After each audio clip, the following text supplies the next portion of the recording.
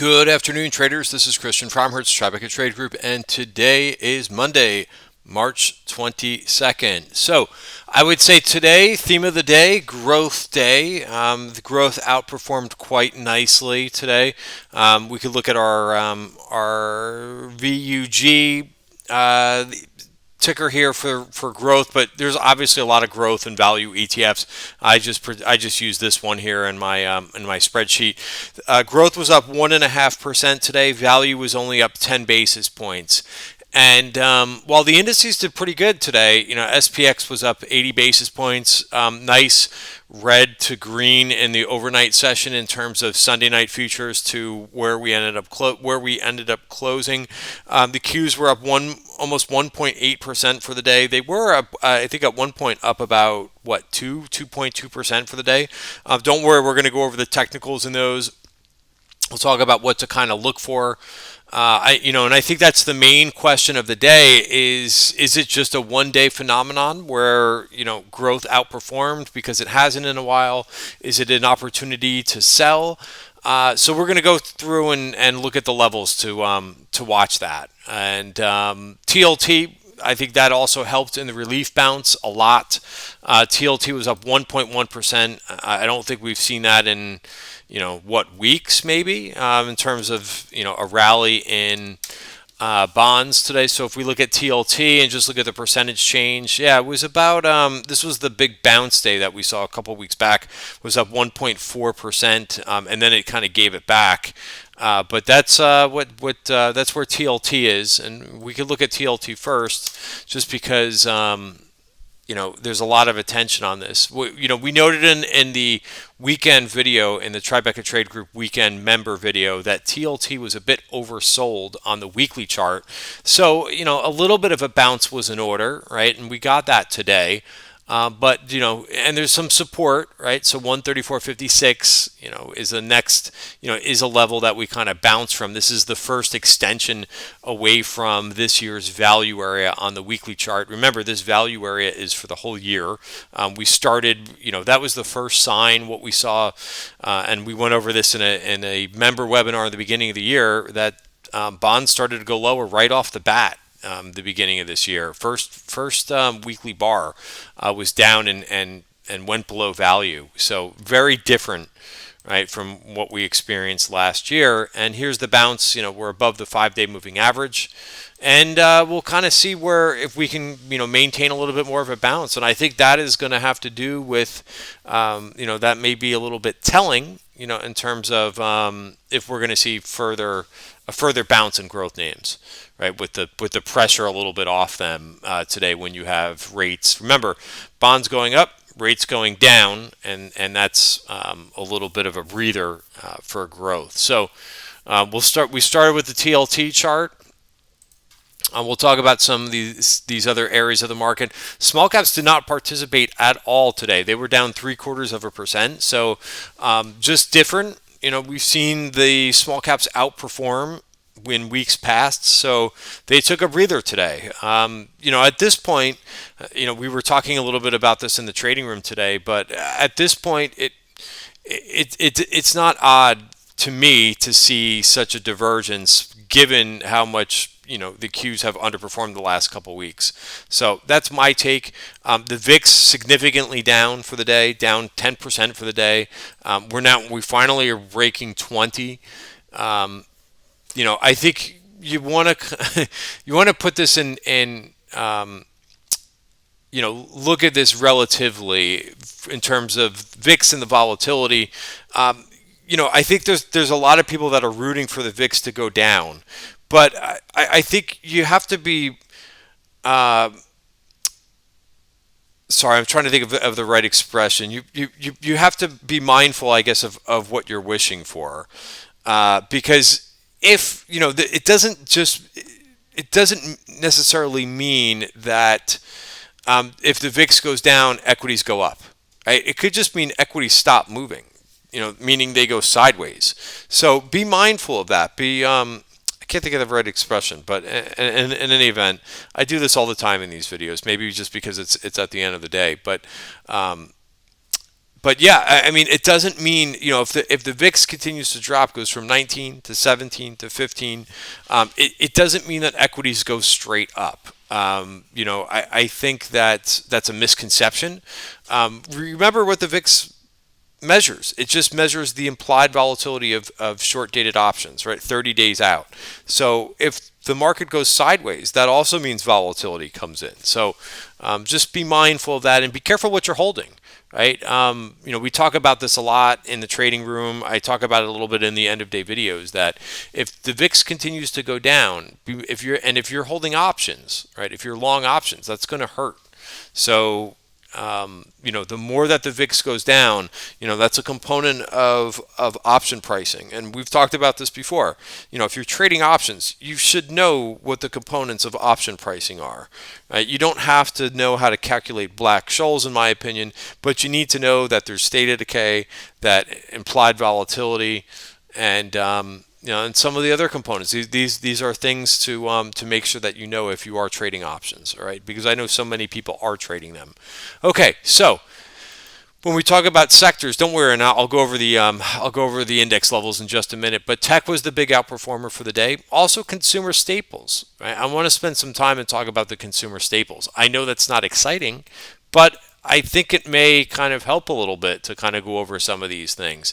The semiconductors were very strong. I view that as a really good sign for the day. Again, I think they closed a little bit off the highs, but I really wanted to see those semiconductors pick up. I do view the semiconductors as one of those leading sectors. So, that to see that the semis were the best performing group sector on the day, I think particularly I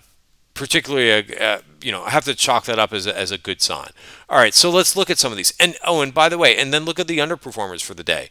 Blockchain stocks were down 4%. And if you put your eyes to the left of the screen, this market breadth indicator that we did not have really good, strong breadth for the day. That was something that that didn't, for me, when we opened up and saw the cues, very strong throughout the session, you could see Nasdaq was strong, breadth was decent there.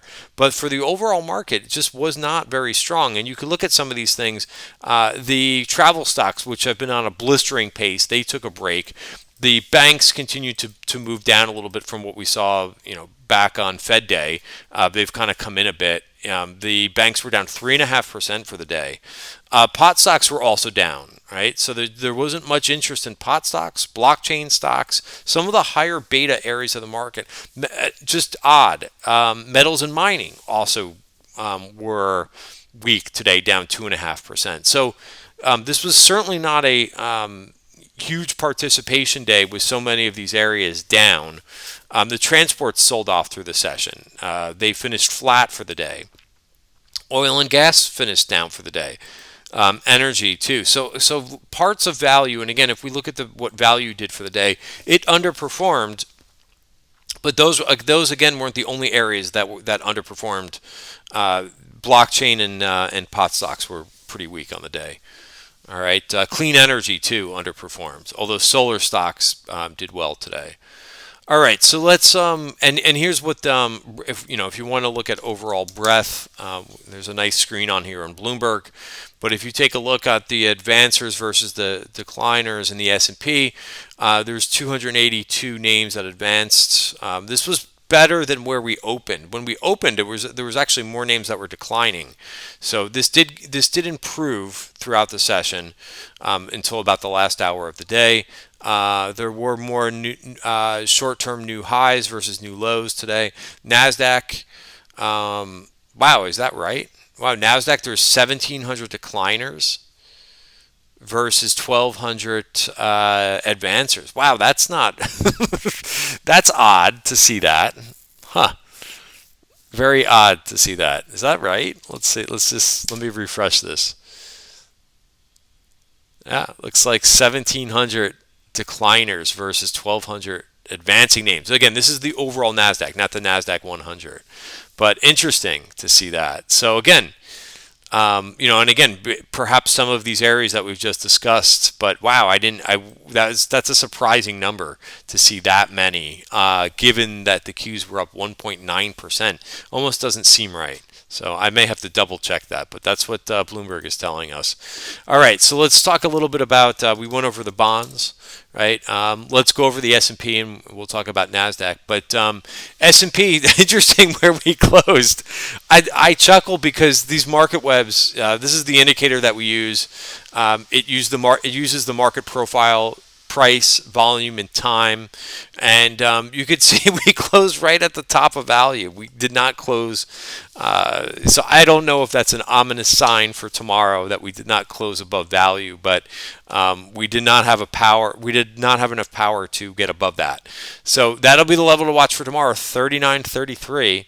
So again, these value areas, if you're not familiar with them, they are based on the previous month's price, volume, and time. So going back to February, right, all of this price action and volume, that gives us this basically about one standard deviation of a range. And this comes up important all the time, right? And you'll see what I mean once we, look at the 1 hour value areas too. So we did get inside value. That's a good thing. We did take out, so, the support level to watch for tomorrow is 39.22. You can write these down as I go along. And notice where we got to on the 5-minute, right? So one of these red lines is called a version point of control, right? So this was Friday's value area. Notice that price was not even inside the value area at all for the day. And this left behind, if price does not pass through the point of control, and the point of control is where the most volume occurred in the previous period, which was Thursday, right? If price did not go through this at all, it leaves behind what's known as a virgin point of control. That becomes significant, and as you can see, it was significant today. So again, this, when we're watching these things develop, this was a great place to take profits, right, for the day. Right, and price can get above here and overtake it, but it's got to have some conviction on the day for it to do that. All right, if we look at the Qs are going to be a little bit of a different picture here. Qs could not get back into value for the day. So again, notice that we did not make a higher. We made a little bit of a lower high so far, right? Again, we don't know because we haven't turned back the other way, right? But a lot of people are looking for some type of inverted head and shoulders. We'll see if this continues and we get a push into here. That would be great. I'm rooting for that, as I said in Friday's video. Right? I said that either we were going to turn back down, right, or possibly turn back up and maybe get into value. So 318.38 is just very, very interesting that we closed right at the bottom of value. Also, if you notice where we stopped for the day, right? We put this out on, I send these things out on Twitter for people to note, but a lot of people, I think, just ignore them.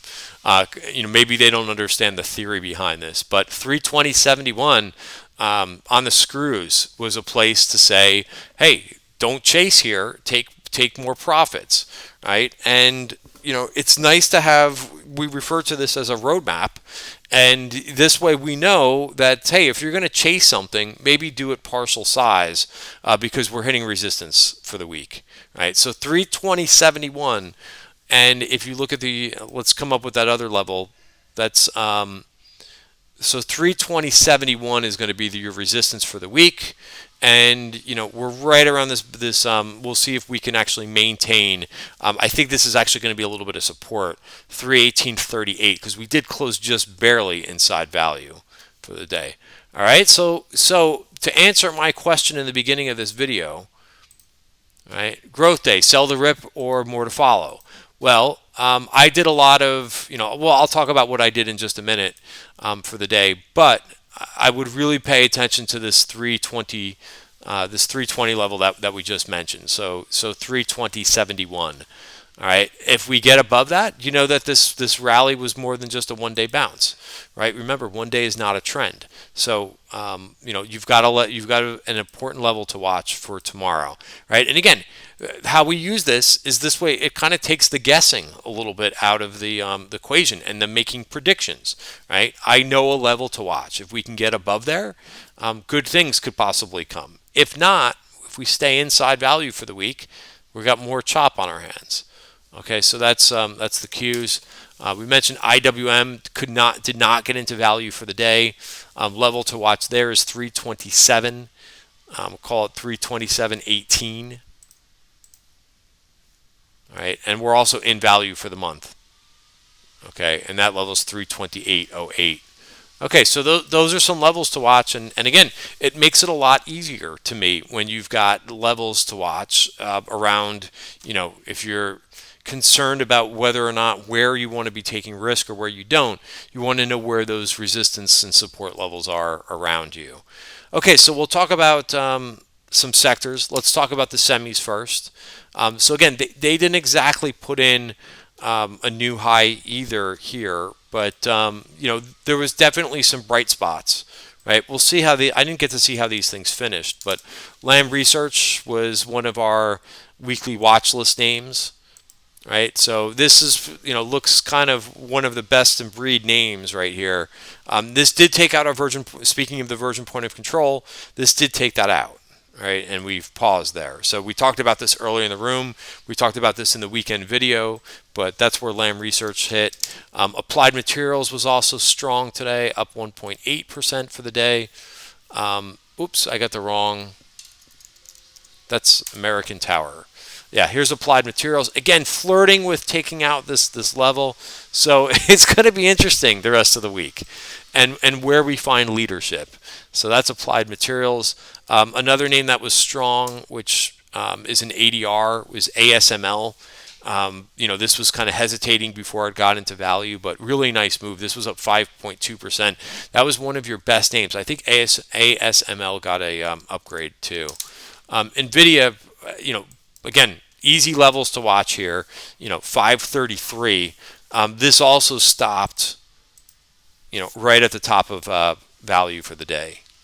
All right, but I would watch that 533. So again, I would get bullish, a little bit more bullish Nvidia if we can get into value for the month, and then we can kind of see where that's going to head to, right? Also, another level. So again, maybe waiting a few more dollars here. By the end of the week, would like to see Nvidia get above 537, right, on the weekly chart. Right, I've looked at this chart a lot. That's why I went over to the weekly chart. All right, so that was one of your best areas. Tech, we might as well look at tech because that also performed well. Again, not too difficult to make a conclusion here. Just barely did close into value, but did not get over the 50-day moving average. I want to talk about something else too. It's kind of interesting. If we look at a couple other sectors. I know there's been a particular trader in our room that's been all over the consumer staples. They were the second best performing sector from the open. So if you look at this group, right, the consumer staples, they actually closed on the highs of the day. Right, we did not see that in the indices. Right, we did not see a close on the high. If you look at the 5-minute bar here in XLP, but this rallied a bit into the open. So there is interest in the consumer staples. Now, if we take a look and say, okay, I do like to look at these relationship charts. You could look at this one, right? So this is SPLV, right? So this is low volatility equities. This was a very popular ETF a few years ago, and that happened a lot too when commodities were very strong, right? And versus SPHB, which is S&P high beta equities. So if you look at this 5-year chart, and maybe we'll go back a little bit further here in just a second. But first of all, one thing that you may note is that SPLV did very well, obviously in the beginning of last year. Things like Procter and Gamble, things like Clorox did very well. More lower volatility things, and higher beta got hit harder when we had this sell-off. But look at it now, right? So it's kind of like a lot of the other relationship charts that we've been looking at, value versus growth. There's been a significant retracement in some of those areas. Could this be the next one that could be under possible retracement, where low volatility equities start to outperform higher beta equities? So let's look at let's go back a little bit. This will be the maximum amount. So maybe I don't want to go back that far. Let's do a 10-year chart, right? So we've seen this before. Back in 2011, 2012, lower beta, lower volatility equities were stronger. We've gone through this a couple years prior where low volatility really outperformed. So maybe we start to see this. And the reason why I go over this is, remember, and we talk a lot about this in the trading room, but be mindful of what is outperforming versus what you want to outperform. I know everybody seems to want growth to outperform, right? We've been so tuned into what growth has been doing over the last couple of years. But be mindful because there may be some good opportunities and things that are non-growth, right? I've been talking about this for weeks and weeks, right? About value might be a better area. So low volatility might be an area. So let's take a look at these two charts in isolation, right? Because I think that makes sense to do that. So this is SPHB, which interesting finished down 1.2% for the day, right? So this is coming into support. So this doesn't look like a horrible chart. Let's see what's in this thing. So SPHB, and we'll look at the members, top weights, just so that you have an idea.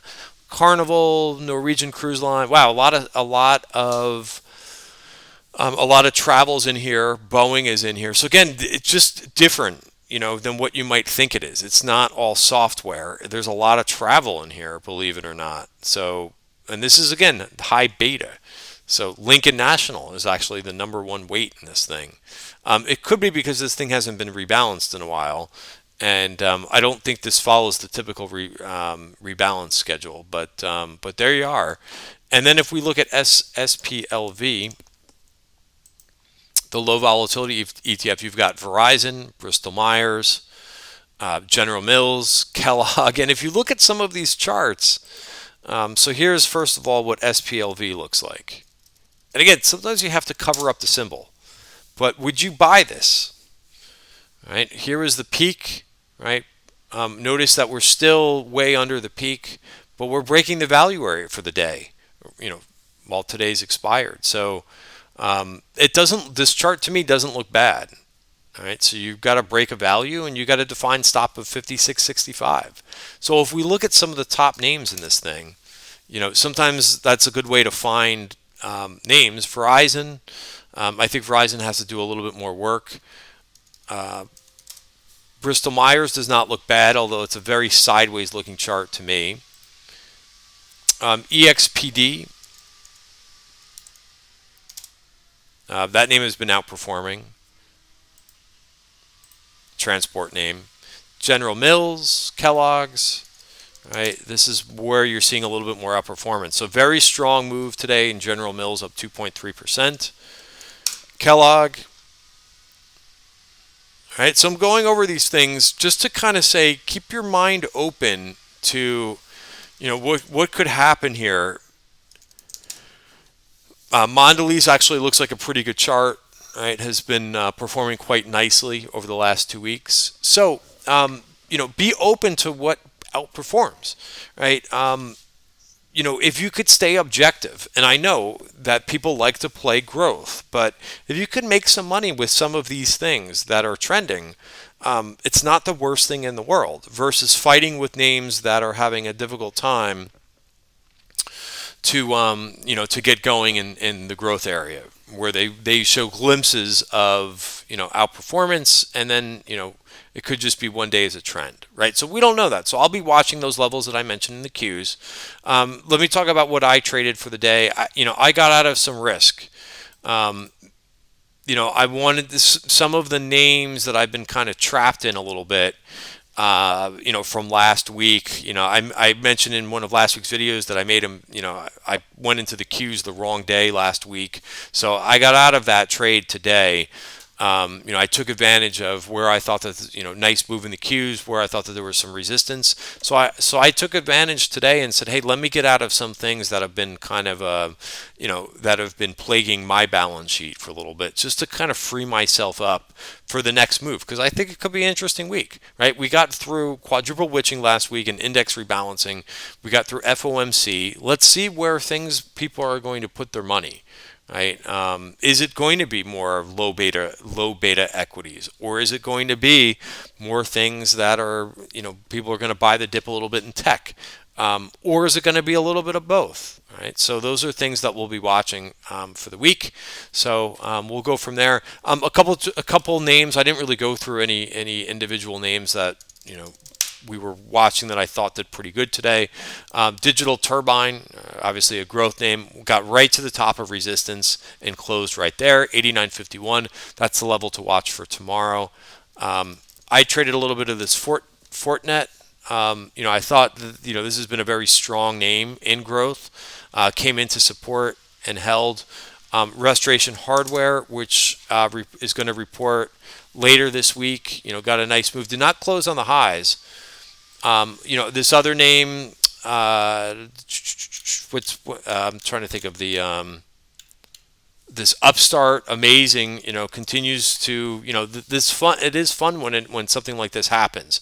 So why is this happening, right? Why is a name going up this much? Well, because there's institutional buying going on. Right? This happens sometimes when a name reports earnings and catches everybody off guard, reports earnings that are much better than expected. So pay attention to these types of things. They could really run for a bit. This is up 31% today, 39 points. So sometimes, if you think that you're chasing a name or that you think that you missed it, if you go back to day one of this is the third day. Right? This is at $100. It's up to 164. So be mindful of these things. When a name reports earnings and completely is a surprise, throws everybody off guard in terms of how their business is accelerating, you're going to see this institutional buy-in, right? And that's what this volume is here, right? That's institutional buy-in. So, and basically saying that the stock should be valued more because of those strong earnings. So, keep in mind, these things, they happen from time and time again after earnings. When a name just has a blockbuster report, throws everybody off guard, you could see this type of performance. It's not like